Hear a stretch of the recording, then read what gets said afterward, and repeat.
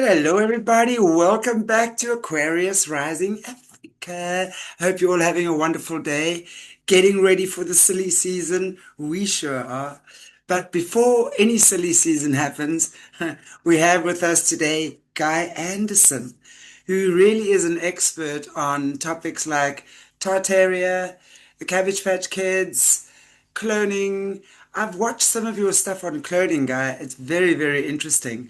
So, how are you? Well, before we go there, how are you? Welcome. Nice to have you with us. Thank you for having me. Yeah, I'm well, thank you. Very busy at the moment with my new book, which came out at the start of the month, so I'm flat out with that.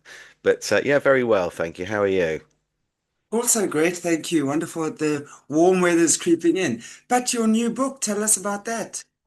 It's based on my blogs, my website blogs, and my posts. Every day I put a post up on Facebook, and it's a different rabbit hole.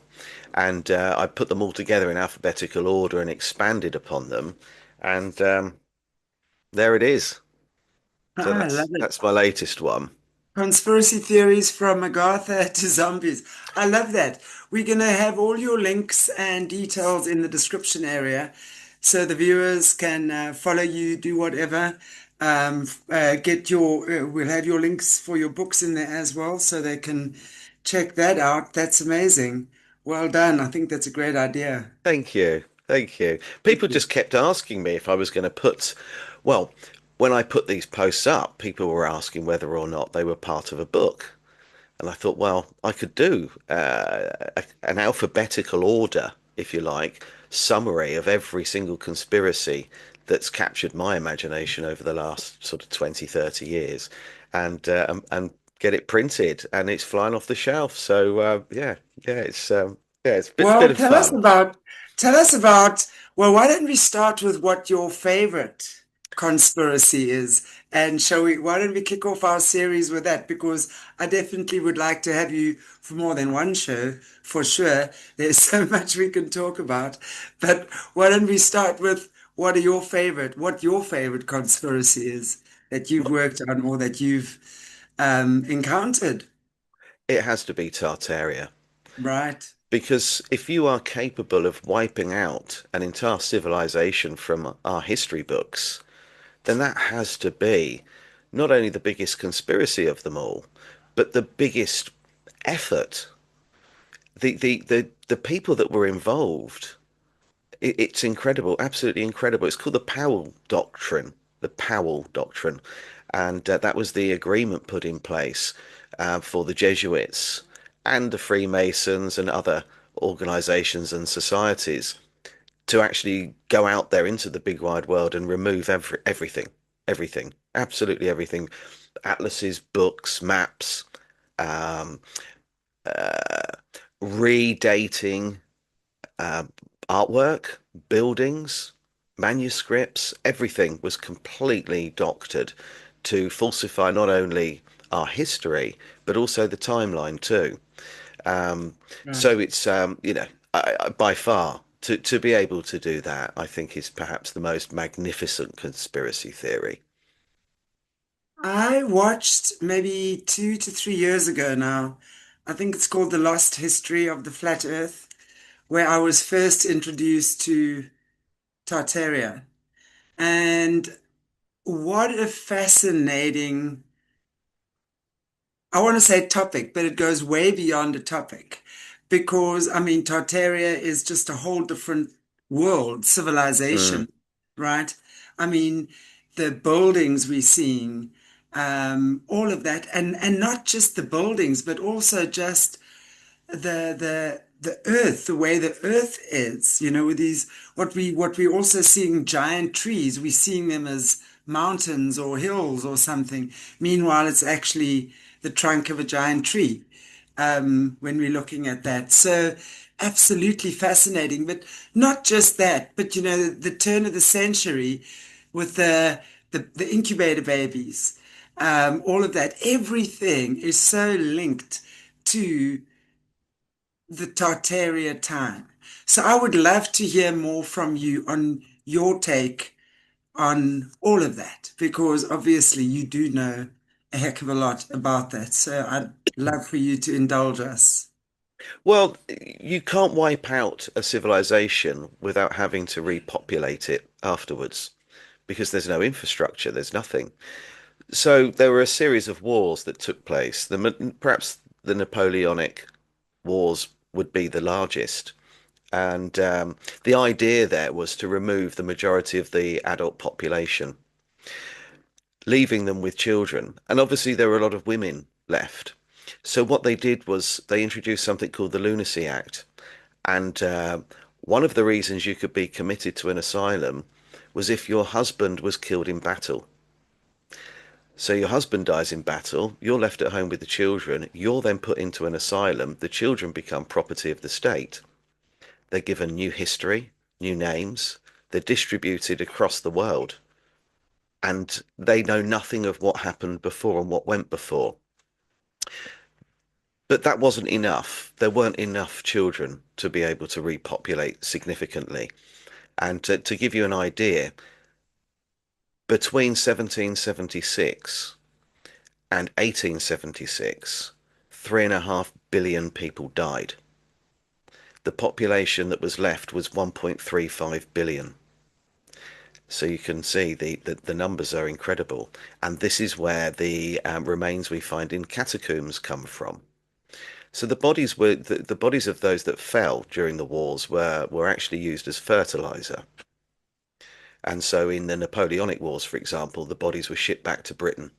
The skulls and some of the bones were taken and put into catacombs, but the bodies themselves were brought back and used as fertilizer. Some of the bones were crushed and used to make bone china, and the teeth were removed to make dentures. So they really did a number. Not only did they kill people, but they actually indirectly had us or our ancestors eat the remains of those that fell. So you end up And with. recycle and Mhm. recycle that which they could. This is the most perverted thing I've heard in my life. I mean, listen, I've heard disgusting things on this channel because I interview a lot of survivors of satanic ritual abuse. And I mean, you can imagine the horror stories that we hear coming out of that. But wow. I mean, okay, so what you're saying, I want to just recap that. When a woman's husband was killed in battle, there were a lot of wars at the time, no doubt contrived wars when we're hearing what it's about. So started by the same people, two different sides again. And then due to women being then left alone, they were able to go legally be put into mental asylums because they couldn't cope for whatever reason. Maybe they were sad or depressed or something, and then they were just put into an asylum. And then these children were redistributed when we're looking at the orphan trains, etc., at the turn of the from late 1800s into the early 1900s. Then is that correct? So Yeah. that's when this whole, and then you say they were not all they weren't all obviously orphans. So they had to also be created, manufactured, I guess. We'll get into that with the cloning and the Cabbage Patch babies. But then you're also saying that all the remains and stuff in the catacombs, we always seeing pictures of this. And there's a lot of stuff around this that I've seen as well, these skeletons and things. That would obviously then be our dead ancestors, I would imagine, from wars and stuff like that, right? Because hundreds and hundreds and thousands of people, men, would specifically would have been killed. Their remains are crushed up to make bone china. Their teeth are used to make dentures. I'm absolutely finished. So this has been going on for the longest time. We've literally been turned into, I want to say, cannibals. Yeah, yeah, but that's happening today, isn't it? I mean, you can look at the pig, Yes, but the pig is a good indication of cannibalism. So yeah, but the exactly. women weren't not necessarily put into asylums because they were depressed. That they were put into asylums because they were considered to be unfit without a husband to raise a family. So there were a number of reasons: reading too much, being over religious, even having going through a menstrual cycle. You could be committed for that. They called it women's problems, monthly women's problems. That was another ground for being committed. So they found every reason they could to lock the women up. So most of the men have died. In the Napoleonic Wars, for example, and most of the civil wars, people were fighting themselves.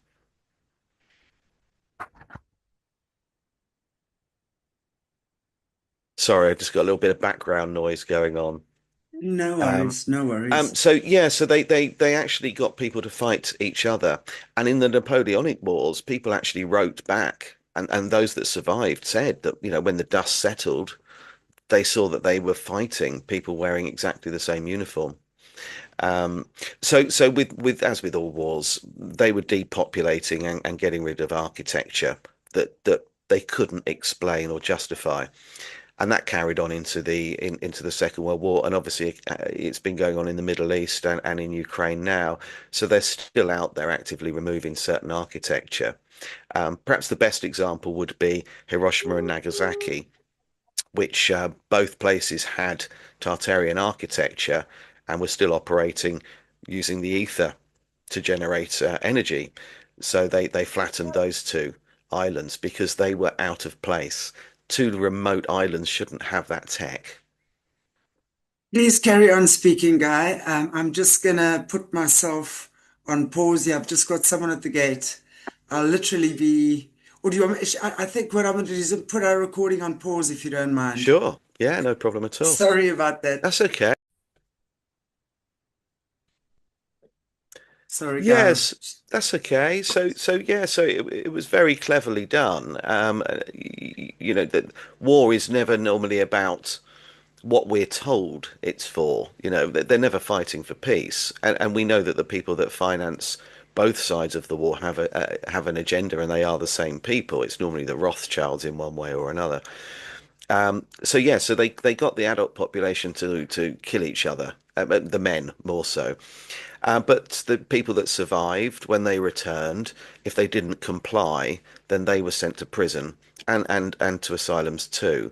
Because New World Order began in 1776, everything changed. And if you weren't going to toe the line and follow the new narrative, then you would be sectioned or imprisoned. So what they were left with were children, but not enough to actually create a new infrastructure. So they needed to add to that. So you've got all of these children, they're blank sheets, new name, new identity. They're given new history books, they're taught new things, and they don't know any different. And then along come the Cabbage Patch Babies, and that's where the mass population came from. The orphan trains represented about 500,000 children. Conservatively, people state 250,000, but you can normally double these things. And of course, we were still sending children to Australia until relatively recently. So that's been going on a long time. My mother's father was sent from Ukraine to America with his sister. A lot of children actually came from the stronghold of Tartary, which is Russia. That's where the majority of the children actually originated from, but they wouldn't know that. These children wouldn't know where they were from. Everything What is about if let's say the descendants of those children, and I'm sure there are quite a few in the world who know they are descendants of the orphan train kids. If they had to do DNA tests, would that not take them back to their roots, like Russia, Tartaria? yeah, yeah. So if someone was to do their DNA, but bear in mind that the Rothschilds own Ancestry.com. So if you were to do Mhm. your DNA through that, and the idea with Ancestry.com is to give people a false family tree. That's the idea of it. And at the same time to capture your DNA, because their biggest, Blackstone's biggest investment is actually bioweaponry. And what they're doing with Ancestry.com is not only giving people a false family tree that answers a few questions they might have, but at the same time, they're looking for specific blood groups and bloodline families. They're looking for people that carry Rh null. and that's the golden blood. That's the bloodline of Jesus, allegedly. So they're looking for specific people that they believe are related to them, and they're also looking for Rh negative, which are the descendants from Atlantis. Tartaria is an echo of Atlantis, really. Atlantis was reformed, if you like, in Tartaria, using the same technology and the same ethos with regard to frequency and vibration and enlightenment. And so, the parasites had now they were on the cusp of the Industrial Revolution, and there was a lot of money to be made from fossil fuel. And but also at the same time, if you can remove free energy and everybody has to go to a certain place to power things or to heat their homes, not only are you making money from it, but you're controlling that energy. So it was about that too.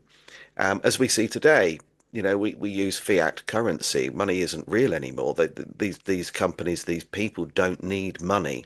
It's control. It's financially hurting us at points with the cost of living increasing to the extent it has done. And that's pleasurable to them. It keeps us subdued. So a lot of it's to do with control as well. They infiltrated all religions at the same time. Every single religion was hijacked. Let's go back to what you were saying. 1776 is when the New World Order began. Talk to us on that, please. How did it begin? Maybe give us a little synopsis of what it Sorry, was but dogs. like. I've got the same problem. I think there's someone at the door, and my dog's now barking. Okay, let me pause us. Let me pause No, no, us. that's okay. I'm hoping someone's going to go and take a look for me. But The Tartarians are flying around us yeah, today. yeah. Lovely. Okay, what I was saying is, can you take us back to 1776, when what you're saying is when the New World Order began? Mm. Talk to us about what it was like before then, and how the takeover began or how it occurred, because that to me is something I find extremely fascinating. I've got my ideas on that, and I would love to hear what you say. Well, Tartaria was a time of peace. It was some people refer to it as the millennial reign of Christ, a period of time where everything worked with cymatics. So buildings were constructed in a way in which they resonated inside at 432 hertz, which gave you a feeling of euphoria, but it also balanced your organs. And church bells were used. Church bells were actually used for several purposes. One of them being to actually control the environment surrounding the building itself, because it was keeping everything at a certain vibration and frequency. This also allowed healthy plant growth. So we saw lots of obviously giant trees, as you mentioned earlier on, but also produce as well. Fruit and veg crops grew to a much greater size, and so did some people. And by changing the environment, by removing the bells, changing the frequency, and interrupting the energy grid, ley lines, in other words, by interrupting that, they were able to damage the the grid, the network that we live on. And since then, everything has been stifled. So before that, it was really a period of enlightenment and harmony, living in balance. Star forts were built, cathedrals were built. These buildings harnessed energy, and they invented the organ, the pipe organ, and you would go into a place that had one, and that would balance your internal organs. The frequency was being used to heal, and people today, excuse me, still use Tesla frequency devices to heal. And that's how it worked. And perhaps one of the biggest players would have been Genghis Khan, who allowed the practice of every religion without fear of persecution or ridicule. And he also introduced the first passport, which guaranteed safe passage for anybody wishing to enter Tartaria and travel. So his role has been completely inverted, and his character. He isn't at You're all. kidding. No, they've done it with I everyone. They even did I it with a want, famous German during the 1930s and 40s. Everything you know about everyone yes. has been completely inverted. And And I, especially the Second World War as well. Sorry to interrupt you, yeah, but that's but also a story yeah, that, that yeah, that man, yeah, the Chancellor is not the person we've been told, and yeah. they've done that consistently. You know, the victors always write the history, and Genghis Khan was perhaps the most significant of them all. But Tartaria itself, those buildings that we see, the Greco-Roman style buildings that appear everywhere in every town and city in the world, they were built during that time, and they were built to harness energy. And red brick that's used to normally build what we would today see an old asylum, or an old prison, or an orphanage, and some of the larger buildings with the pillars outside, that red brick will harness energy. They can store electricity. It's the same chemical reaction that causes rust. It's the same process. So these were huge power stations, and the power was distributed, into every home, through cables. And those cables can often be confused as being early telegraph wires. But if you look at some of them, there are too many to explain that away. There are Yeah. some streets that have hundreds of these cables. You didn't have hundreds of buildings you could go into to send a telegraph. So they've done that, but they have, in some cases, Photoshop manipulated photographs, early photographs, so you can see cables running across buildings if you look carefully, but in the sky, where there's a clear image, they are cropped out. So they've tried to remove things, and a lot of early photographs you'll see that the background's often completely blank, just white. It's called vanilla sky, and that is hiding other buildings and also giant trees. So they destroyed absolutely everything. But what we have are some descendants still wandering around, and a lot of buildings that are still present. And then you come across someone like Nikola Tesla, who tries to reverse engineer Tartarian technology, and obviously is shut down in the process of doing that. So there are remnants of Tartaria, but I always describe it as an echo of Atlantis. It makes a lot of sense, when you say it like that, because um, sure, there's so much. I mean, there's so much what you said, and I'm trying to think of um, which thread to go with here, but for sure, Genghis Khan. I Mm, mean, we have been led to believe that he was probably one of the most prolific uh, warmongers mm. that this planet has ever seen, right? Yeah. And what you're saying is really the opposite. So explain more to us about Genghis Khan, please. Yeah, so you have to invert everything because everything has been Yeah, inverted. So you have to invert it back or revert it. And that's the true of everything. Genghis Khan, there's actually absolutely no evidence to support he was a warmonger at all. Um, why would he have introduced a passport to guarantee safe passage for Europeans wishing to come into Tartaria? Why would he have built a wall to face China to keep people out, if he was so keen to go and slaughter? The Great Wall of China, which is the Great Wall of Tartaria, was built to protect and defend, not attack. So they were peacefaring, peace-loving people, and Marco Polo wrote about this. His book Marco Polo's Travels is worth people reading. I mean, in my first book, Tesla and the Cabbage Patch Kids, I do actually include quite a bit of his work, so people don't have to go and read his book. The juicy bits I've included. But nobody that actually travelled into Tartary and spent time with Genghis Khan said anything negative about him at all. They saw no signs of warmongering, rape, and pillage. It just didn't happen. But there's also a slightly deeper conspiracy linked to Genghis Khan. Now, his father is called Yeshua, And anybody understands religion will know that Yeshua is the correct name of Jesus. Now, where he is buried is a mound in Ukraine, funnily enough, that they've attempted to flatten, and people still go to this particular mound, and it's covered in wooden crucifixes. And people believe that that is the burial place of Jesus himself. Now, I'm not saying Jesus existed. I don't know. I've no idea. I sit on the fence with it. I've read enough to suggest he didn't. I've read enough to suggest he did. But people still travel to this particular site to place a wooden crucifix, and there are hundreds of them. And they believe that that is where Jesus is buried. They also believe that that's where Genghis Khan's father is buried. Now, we know Jesus spent time in Tibet. And Yes. when you look at our timeline's out by 800 years. The year's now 1225. When you actually look at the millennial reign of Christ, the 1,000-year period that he lived for after his rebirth at aged 33, that aligns with the Tartarian Empire. It also aligns with Genghis Khan.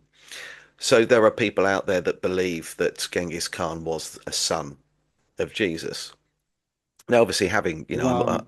I'm an ordained church minister, so I've been looking into the Bible and religion for a very, very long time, and we know that Jesus had daughters. One of them being Sarah Tamar, who's buried in Tamar in Portugal. But we don't know about sons. We know he adopted John the Baptist's sons, but the time spent in Tibet aligns with the birth of Genghis Khan. So there are people that have, joined some dots together Wow. there, but it's not something that I'm fully on board with because I haven't researched that enough. But there'll be people out there that will confirm what I'm saying. There'll be people out there that dismiss it, but of course you can't dismiss it because they weren't there. It can't be Yeah, dismissed. But at exactly. the same time, it can't be proven. So it's something that I'm constantly Exactly. researching. But it does align. He was the first person to allow Christianity within what was called now, well, what was then Tartaria, but what is now called Mongolia. He was the first person to allow the practice of Christianity. And the further you dig into him, the further it goes. The hair, the red head and the slightly paler skin, it all sort of aligns if you follow the bloodline back. Everything does seem to tally up. But as I said, it's something that I'm still researching, but it's very, very hard to get information because you've got people that are incredibly brainwashed that won't hear anything that isn't in the Bible, despite the fact it's been badly translated and half of it's missing. They'll still you know, adhere to that. And Yeah. there are people out there that are already perhaps a little further than I am into researching it that will confirm that yes, actually that does all align. So yeah, but also Tartaria. I mean, the first person or being, if you like, is that we're talking when we go back to the beginning of Tartaria, we're looking at Gog Magog, um, King Solomon, Gilgamesh. This is the same bloodline that we're talking about here. So it does tally. The last ruler, Wow. the last member of royalty, the royal bloodline for Tartaria was Queen Jennifer, and that's who a character in Star Wars called Padme is based upon, who marries Darth Vader before he turns into Darth Vader when he's Anakin Skywalker.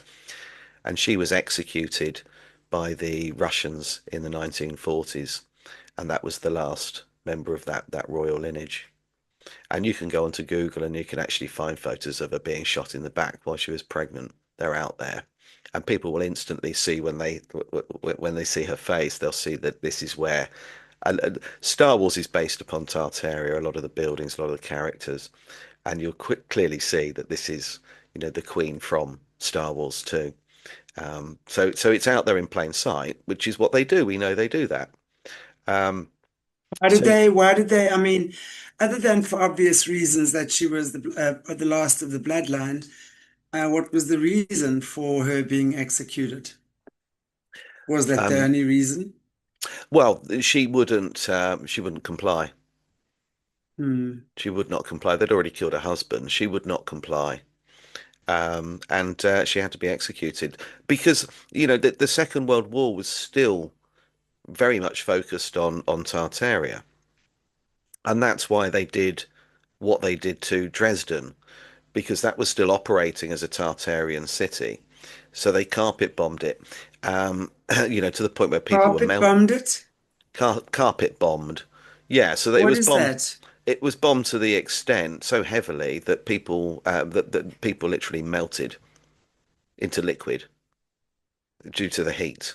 Uh, No. but they did it on the day of a children's festival, Fashing it's called. Now there was no military significance to that city. It was a refugee city. But the Allies even bombed the zoo and gunned down the animals that fled. People jumped into the river to try and save themselves, but spontaneously combusted when they emerged back from the water due to the heat. Um, at the time that was done, Churchill said it was to reduce the morale of the Germans. But if you look at when that actually took place, the war was pretty much over. Just like with Hiroshima and Nagasaki, the war was almost at an end. There was no point. There was no military benefit to doing that. So Yeah. they were just getting rid of architecture. Obviously, the First World War was started because Germany was the fear was that Germany was going to be a superpower because they were technologically advanced.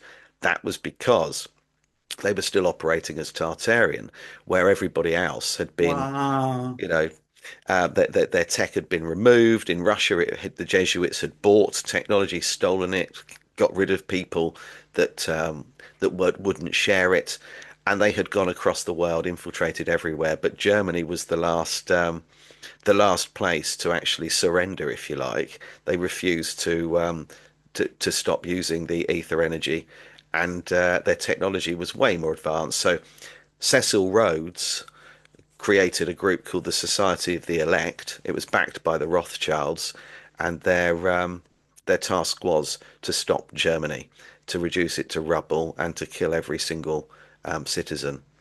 And there was a famous quote that at the time, the only good German is a dead one. So they wanted to completely remove Germany from the face of the earth because they refused to comply, and that's what it was all about. And nothing's changed. It's still going on today. Just look at 9/11. The whole reason behind that was because somebody had found, an archaeologist called Fassbender had found Gilgamesh's tomb. So they needed a reason to bomb the site. And so we had this whole fake attack on the Twin Towers, and then targeted the exact site where his tomb was, and then looted the museums and took everything they could. So they're still doing it right now. If there's information out there that can alter the narrative or make people question our origins and understand we've been lied to and confirm that, then it has to be removed. And as I said, they're still doing it today. I've never stopped. Exactly.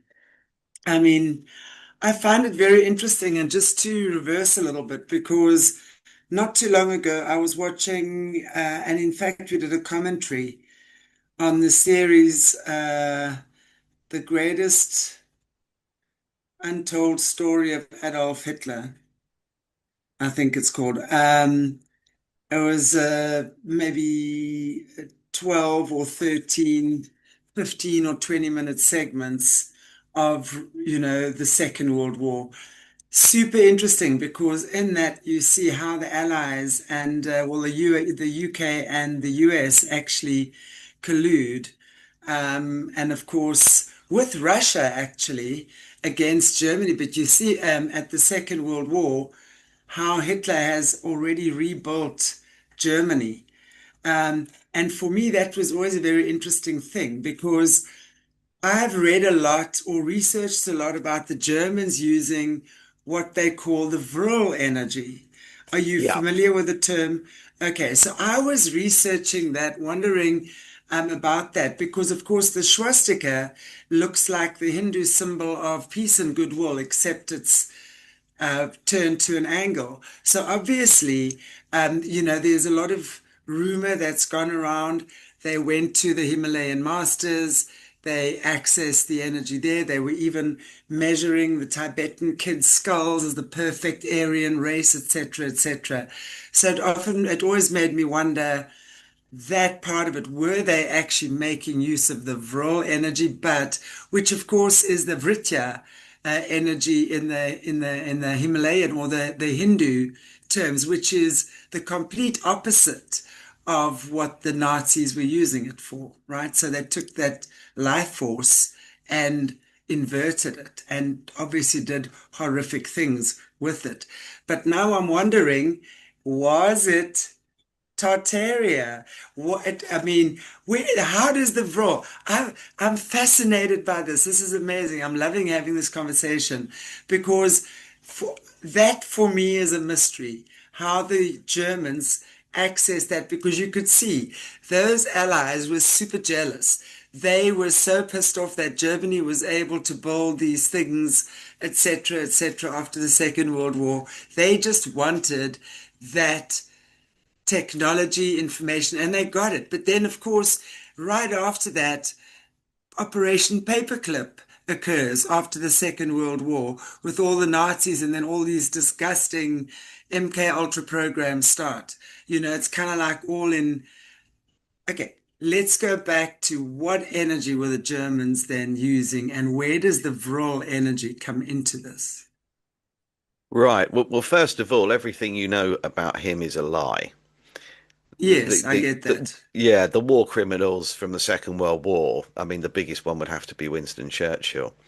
And Totally. so obviously, you've looked into it, so you can see what Adolf Rothschild was doing. He was trying to rebuild the infrastructure. He had found out he was an illegitimate son of the Rothschilds. They were crippling the economy, so he shut their bank down. The price that he paid for that was the invasion when Poland invaded Germany, which I have a newspaper. It's a very old, obviously, newspaper that shows you Poland invades Germany. And he was trying to rebuild the economy, and people were having to go into camps because the Allies had cut off, after the First World War, had really much cut off the supply lines. So people were starving. They were starving to death.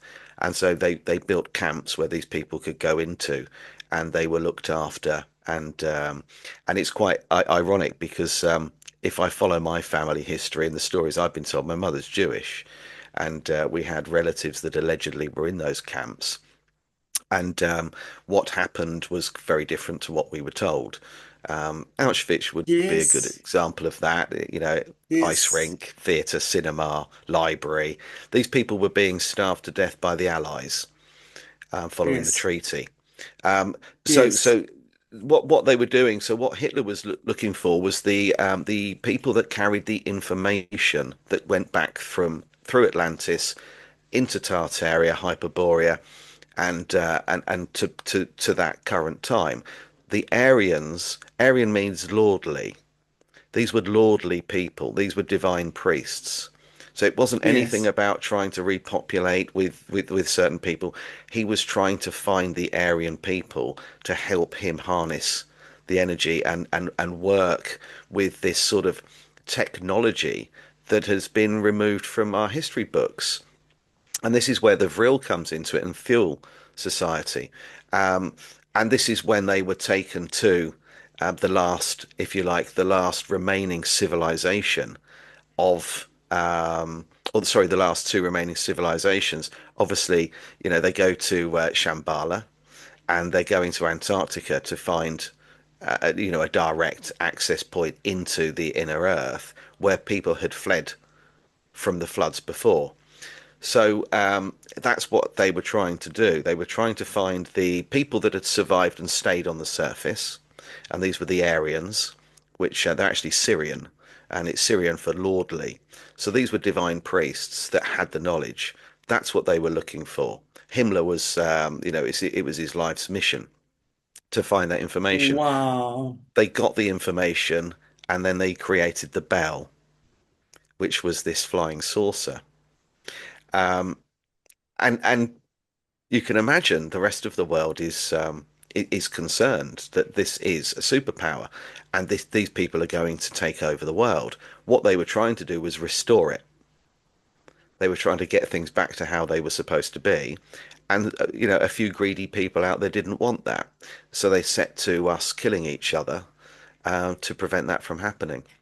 And then that's when the propaganda started. So yeah, it's quite interesting, and it's a weird conversation within my family, because obviously my mother's side being Jewish, it's a weird conversation to have, because some people won't accept it. But I've had his Adolf Rothschild's first speeches correctly translated, and they are completely different to what I was taught at school.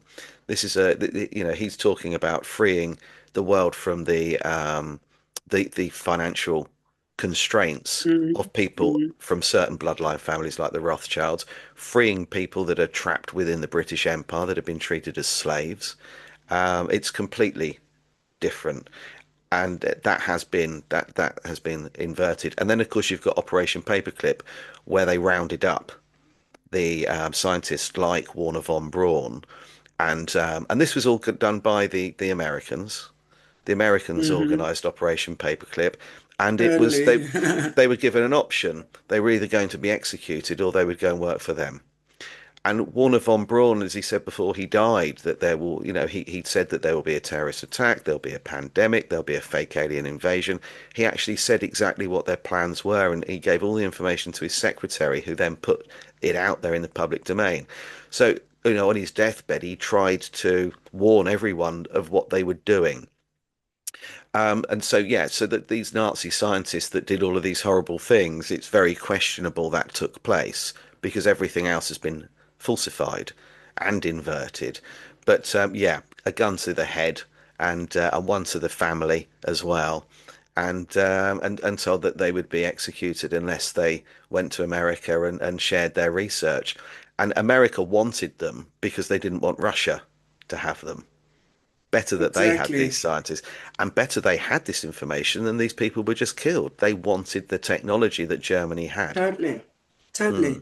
That's it. In that documentary, you see after the World War ends, uh, literal footage of the Allies talking, and the next minute, whoop, whatever type of aeroplane flies past. They've never seen something so fast before. And then they obviously realize then that the Allies have taken the technology, and Russia, because from what I was recall there, Russia and the Allies basically were going to split the German scientists, Yeah. and they were going to take, Russia was going to take some, and Germany was going to take the others, but the Allies took, sorry, not Germany, the Allies took all the space technology. Hmm. And that's what the Russians wanted. So Yeah. I find it very, very, very interesting, because that would most certainly be an incredibly interesting rabbit hole to dive Mm. down as well, and to discuss like the intricacies of that, because what you're saying makes such perfect sense, and you're giving me pieces of the puzzle, because there have definitely been things that I've put together in my own head. It's a game of connect the dots this point. My intuition is shouting about certain things. Mm. Um, but like what you're talking about, just the energy and the area and what they were actually looking for, as you say, the enlightened race that could help them literally, obviously, because that's what, when we're looking at the monks, that's literally what the monks do, because they create that space of peace and harmony Mm. and bliss through their meditation. They are able to bring in that energy into the earth through their Mm. bodies. They're like portals for the divine energy. And that's what most people don't realize about what the monks do. That's why they sit and meditate for 2 weeks or 2 days or whatever it Yeah. might be, right?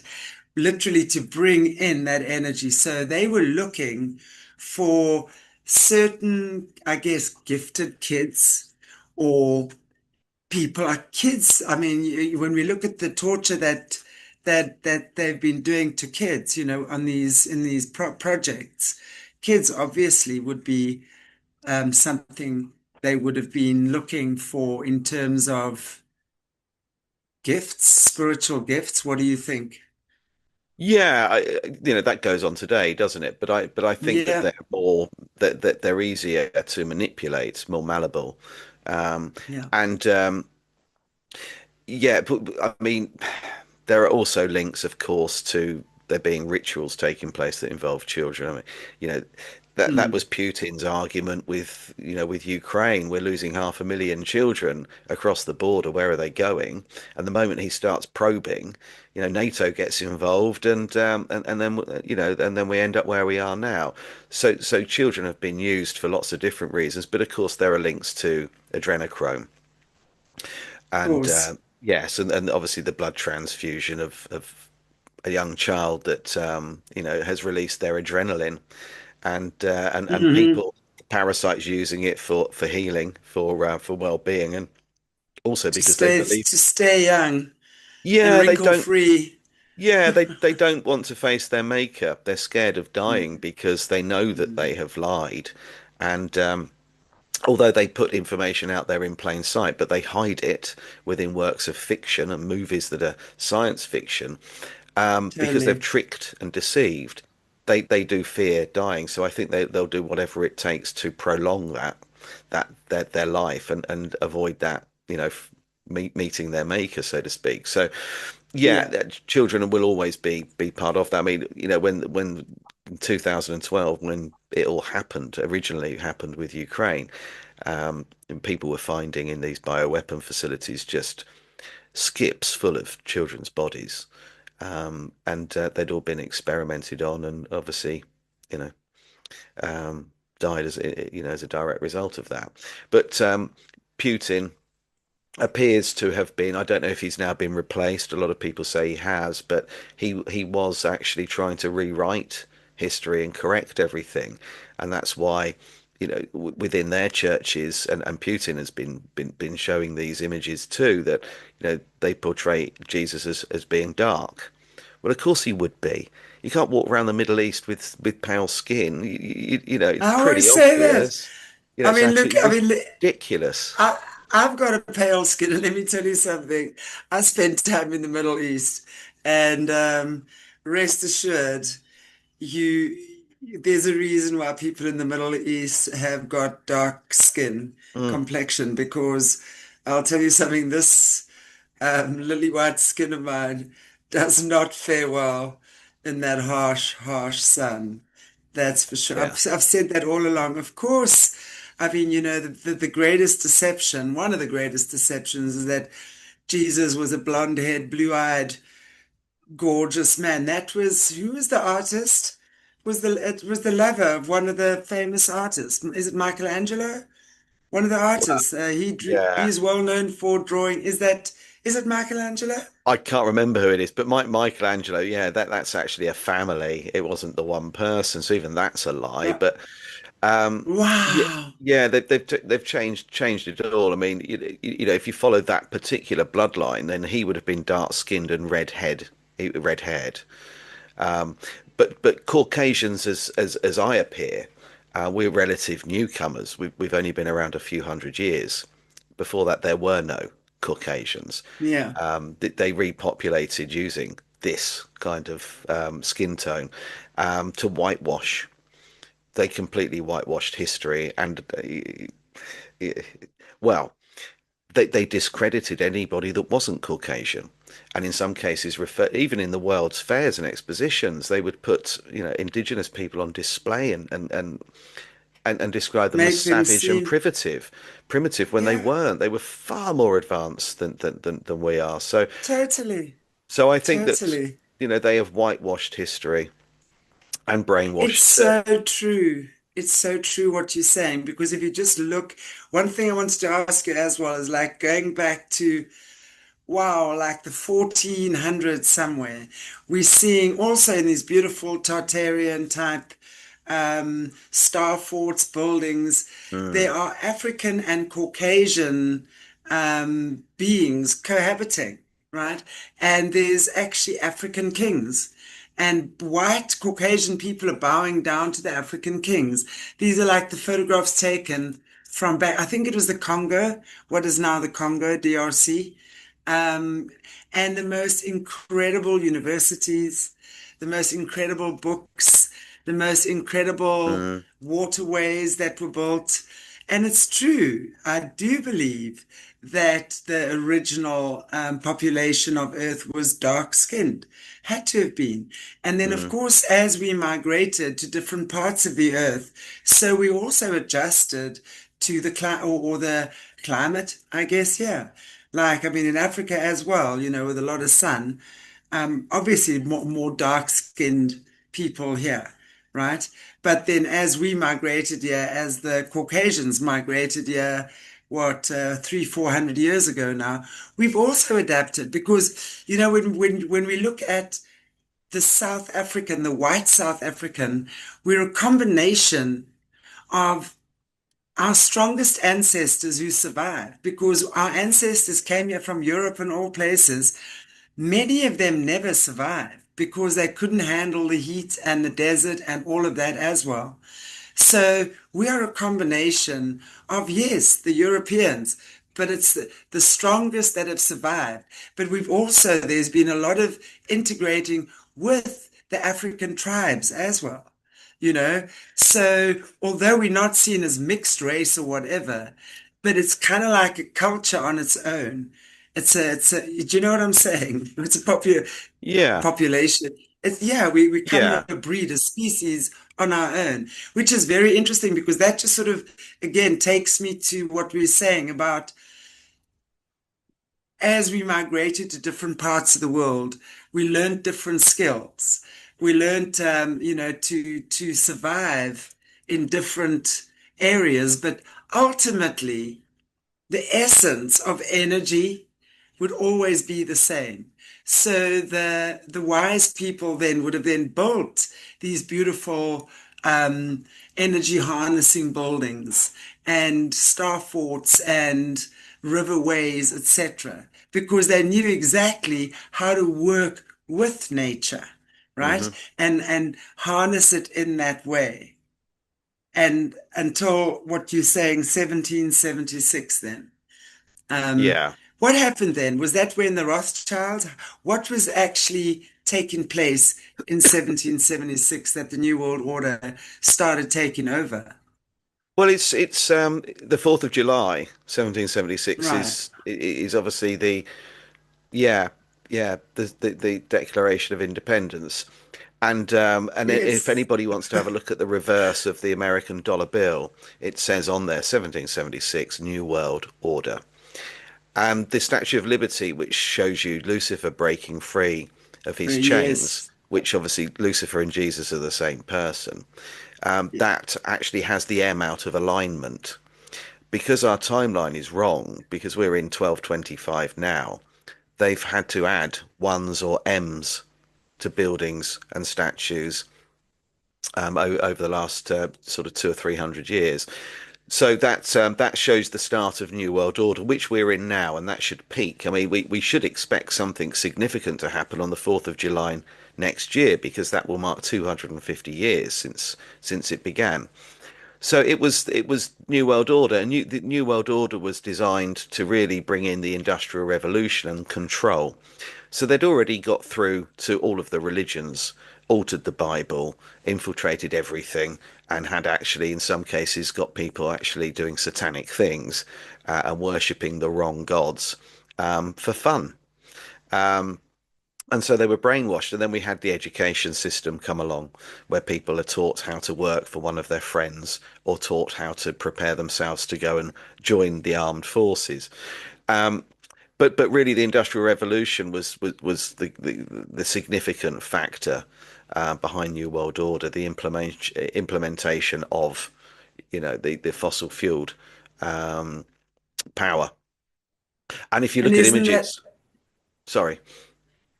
yeah, carry on? If you look at images from the Industrial Revolution, you'll only see children working. You won't see any adults, and Yes, that's because there weren't any. You know, there were adults, but nothing like there were the number of children. You know, if all the children are working in the mines, on the farms, and in the factories, where are the adults? Where are they working? Well, they're not because there weren't any. And if you look at early photographs, if you just go onto Google and type in St. Petersburg, 1800s, empty streets, you'll see that there yes, is nobody there. There is no one. yes, All across the world, the yes. majority of people had been removed and they were replaced with Caucasian babies. The Cabbage Patch babies are Caucasian. They wanted to repopulate using Caucasian babies. And Benjamin Franklin himself said this, that they wanted to have more Caucasian people present. You know, taking over people's land, removing their religion and their history and their culture, and Caucasian people living in places they have no right to be. And it's interesting what you said about the royal families, because the Ethiopian royal family were the only people on the planet the Queen of England would bow to, because she knew the truth. She's no royal family. She had no right to sit on a throne, but they do, Mhm. and Exactly. she knew that. And isn't it interesting that Ethiopia is the only country in Africa that was not colonized? Mm, And that when you're looking at the original Bible is actually the Ethiopian Bible. yes, I've got it. So, yeah, so that's actually where the truth sits. And it's so true what you're talking about Africa. And when you're talking to me about the Cabbage Patch Kids being the Caucasian kids to repopulate the world so that the Caucasians became more powerful, oh my God, it makes perfect Mm, sense. mm, This is exactly what it yeah. is. What I'm trying to do here is cram in 5 years worth of research into an hour. But you know, my first book, which is I've got the paperback. That's the one that most people sort of know me for. That's being Tesla turned and the into a Cabbage Patch Kids. that's being made into a documentary actually in the new year. But that's where people need to go to get it all, because I'm trying to sort of cram as much in as I can, and it's quite difficult to do that. Um, because Absolutely.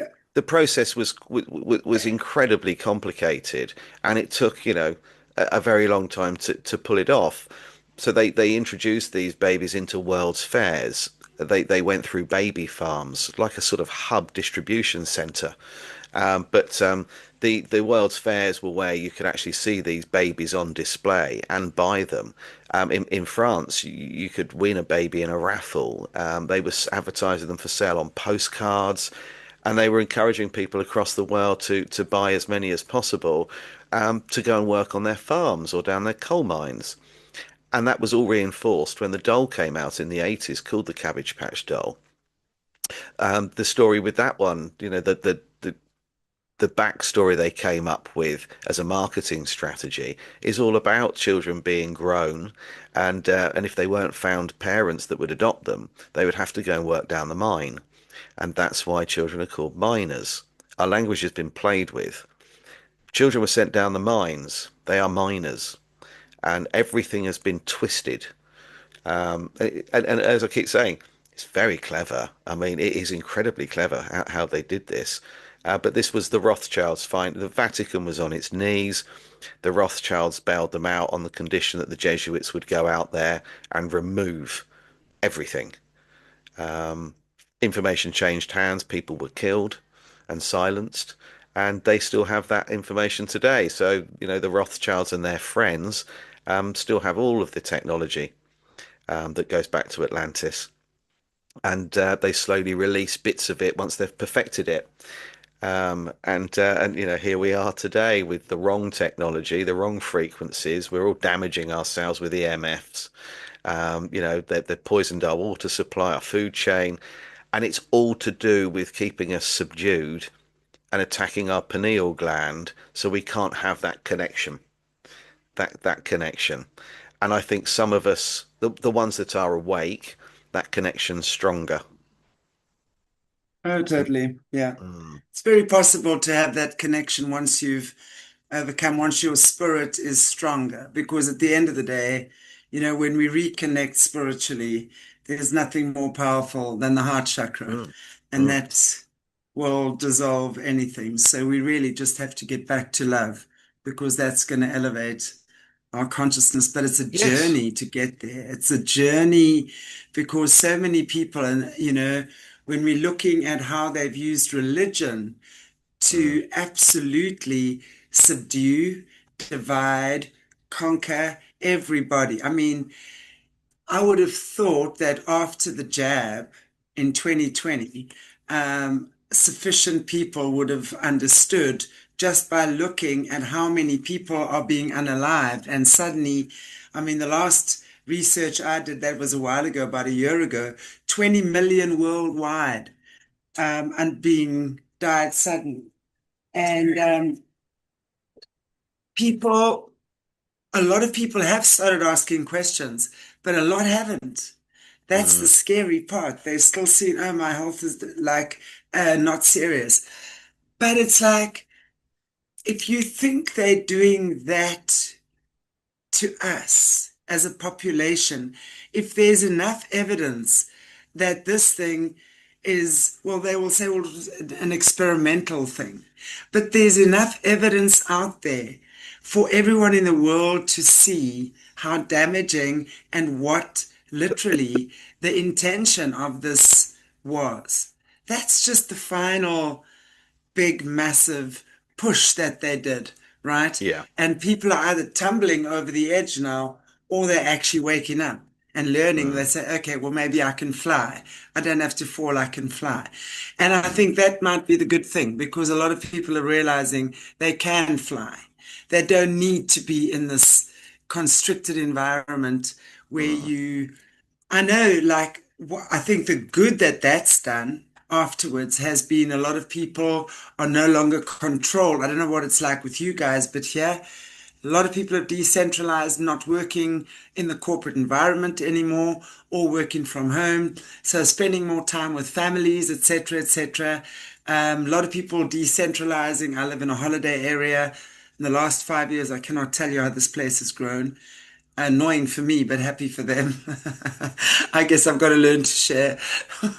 But, so I'm seeing more and more of that trend. But also by the same token, there's the trend where the trend such disconnectedness, just phones, technology, AI, and I think AI is a good thing. Hey, I like using AI to a point. AI refines things well, that for me, but I will do the majority of the work. And then I'll get AI to refine what I needed to refine. But other people will go put that in and spews out something, and that becomes where we're going in a soulless society, sort of back to where we don't want to be. And that is why I think these conversations are so important because we can realize where we need to go back to. And I agree with what you were saying right in the beginning. Well, I don't know if what you're saying was fact, but that I think this is after the 1,000 years of peace. And that's why the Mayan calendars and all the other calendars don't actually, they say, well, after 2012, we don't know anymore. There is no record really because it's up to you guys now, Earthlings. You guys have got to figure out the shit that you needed to figure out with. In my opinion, Jesus has already been here. He gave us all the tools we needed to save us. We are here to save ourselves. Your body is your spaceship. Your body holds all the frequency that you need to elevate your consciousness to a higher level that's literally going to take us out of here. Doesn't necessarily have to be physically running around. It's Mm. just on a dimension of consciousness. I don't know. What Mm. is your take on all of that? I know I feel like I've been babbling. Yeah, no, I agree. And the thing is that people, I mean, as I said about Jesus earlier on, it's so difficult because, having studied this so deeply, all I see is the story of Horus. Mm. The Mm. story of Jesus or Yeshua is repeated through so many cultures. I think there are Yeah. 200 different versions that are a lot Yes. older. We know that the Old Testament, I mean, the Old Testament's nefarious. It's a Totally. jealous God that is, there's sacrifice in there. It's a completely different God to the one in the New Testament. I think they just glued two books together. The Old Testament appears to be based upon the Sumerian text, the story of the flood and everything. Obviously, it's 2,000 years older, but it's the same story. So I think that it's been nefarious from the start, but the message of prophets that have appeared is always the same one, and that it is love that really is the answer to everything.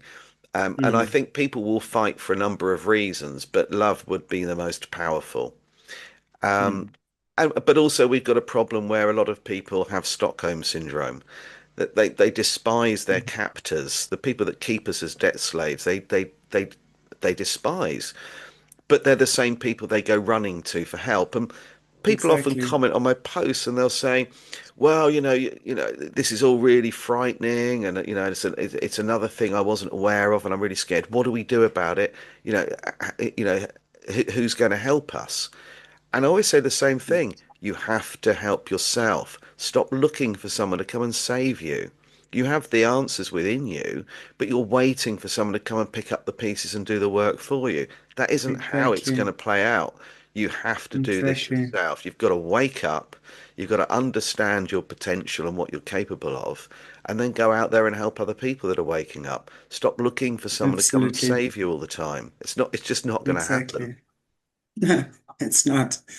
It's like, I'm sorry, and I don't mean to offend anyone, but it's like, I laugh. I don't laugh. It's like I say to people, Jesus is not coming to save you. No. Just like the Pleiadians are not coming to send a spaceship to save you. It's the same thing. Mm, Um, your body is your spaceship. You have to learn how to operate this incredibly intelligent vehicle because it is your soul in physical form, mm, right? So you've got to tune in so nicely. When you start speaking the language of your body, it's going to take you to places a spaceship never even could dream of, and you won't mm, even know you've gone there. mm. Right? That's the beauty about the intelligence of who we are. We are creative masters. We really are creative geniuses. That's why we're being targeted. But at the end of the day, we've also agreed to come through this process. We're not victims. When we're listening to all these secret space program survivors, human beings are the worst out there. We Mm, commit the worst crimes against other nation or species, nations, whatever. We are terrible when it comes to cruelty and brutality and greed. We've got, I believe, Guy, as a human being, we have God's full consciousness within every cell of our body. And that can go either way. You can choose it for good or you can choose it for evil. We live in the realm of free will and choice. So you get to choose every moment of every day. What do I do today? How do I use my energy today? Or in whichever way I see fit. And that's where the choice lies. mm, So I think we need to start making a lot smarter choices. We've got to realize that this disconnection that we all seem to so many of us seem to find ourselves in, that lulls us. It numbs the brain, it numbs the nervous system, numbs the emotion, it numbs everything, and then we become compliant. mm, Very, very, very, very interesting. There was just one thing I wanted to point out, just actually mention when you were speaking about Werner von Braun earlier on. Um, Now, I don't know if you know, there's a YouTuber, he calls himself Flat Earth, Tyler the Fittest Flat Earther or something. I've actually watched quite a few of his stuff, and he's actually really, really, really good at he matches faces, like the older faces with new, and you can see exactly features who are the same kind of, and that's a story I know I'd love to have with you on another day about the mm, clones and how they do all of these things. But that's just one thing I wanted to bring in here because what I saw, Werner von Braun and Elon Musk actually match very, very well. And like, I mean, they'll take twins and you can match twins' faces. mm. Okay. You're never going to get the same. But when you see a lot of these celebrities' faces, and they literally are some kind of a Yeah. recycled version of who they were before. I have no idea how that works. That's another confusion for Mm. me. But you're seeing Werner von Braun, and I'm sure it's him. I could be wrong, but I'm 99% sure it's him. And Elon Musk actually taking on the same vehicle. What's your take on that? I haven't heard that one. All I know is that Okay, Warner von Braun wrote a book about a boy called right. Elon that travels to Mars and colonizes it. So there is a connection between Elon Musk and Warner von Braun's work, in the same way there is in Ingersoll Lockwood's work about the last president and the adventures of Baron Trump and so on. So I think these things are out there. I think they follow a pattern. Maybe they're reincarnating. Maybe they're using Yes. cloned bodies to have another go. Um, but I do think that they're following a script that's been written a very long time ago. But I'll have a look I into that. think I'll make a note of that one. I'll actually try and get you that clip, and I'll send it to you. I'd love to hear your take on that. But speaking to also some of the survivors, especially the Montauk survivors, Yeah, um, there's a lot of the stuff that's been debunked is literally through the survivors we're speaking to. Are That's real. And there's a mm, lot of timeline travel that they do. So they'll go back, they timeline hop. And that's what they're getting a lot of the kids to do. And this, in my opinion, is why they're torturing kids, is because they're getting kids uh, in these states of um, astral projection or whatever the gift of the kids is, that they're getting them to change, get things, look at things, etc. So it would make sense to me. And I've also heard about Baron Trump, that he was coming from some bloodline, and literally has been chosen to reincarnate now. And he's got super duper DNA apparently, super amped up DNA. yeah. They're That's Rothschilds. The Trumps Yeah. are Rothschilds. Yeah, they all are. All But right. if you look into Trump when he was bankrupt, if you do a little digging on that, Yes. it was the Yeah. Rothschilds that bailed him Rothschild. out. The Rothschild bailed him out. Yeah, Absolutely. I think it's Is his that mother's side that are Rothschilds. Wow? But definitely and also, when you look at Trump and The Simpsons and all that predictive Mm, programming they've been giving us over the years, about often said Trump was going to be president. So there had to yeah. be something in that, right? Yeah, There had Matt to be Groening's something following in a that. script. I mean, he's a high-ranking Freemason. He's a 33rd degree Freemason. He's part of the club, and his job Yeah. was to put the information out there in plain sight because they are scared of this karmic retribution. They want to make sure that they have Mm, told the truth, never lied, and that's why some of these politicians won't give you a straight answer because they can't lie. So what they'll do is they'll trick instead or misdirect. And that was the mm. work of Matt Groening, was to actually put a lot of the information out there, but in a way in which you would dismiss it. But there are a lot. I've actually written a chapter on the Simpsons in my latest book. There is a chapter on that, so I won't spoil it, but it goes a little bit deeper than people realise. Yeah, I'd love to check that out, because also Jessie Zabota was one of my guests, and she was originally trained to be the Queen Mother of Darkness. And we've done a lot of the decodes on that, and also how they use, in these programs, like they would use kids in the Voice of God project, Star Wars now, and is the Looking Glass. So that was hers, the one, and I know there are different ones, but she was actually in the system with Elon Musk. She trained with Elon Musk. They were kids in the same circle, and with one or two of the Rothschilds as well, and her training partner, who's Lucian Greaves, who's now head of the Satanic Church. So she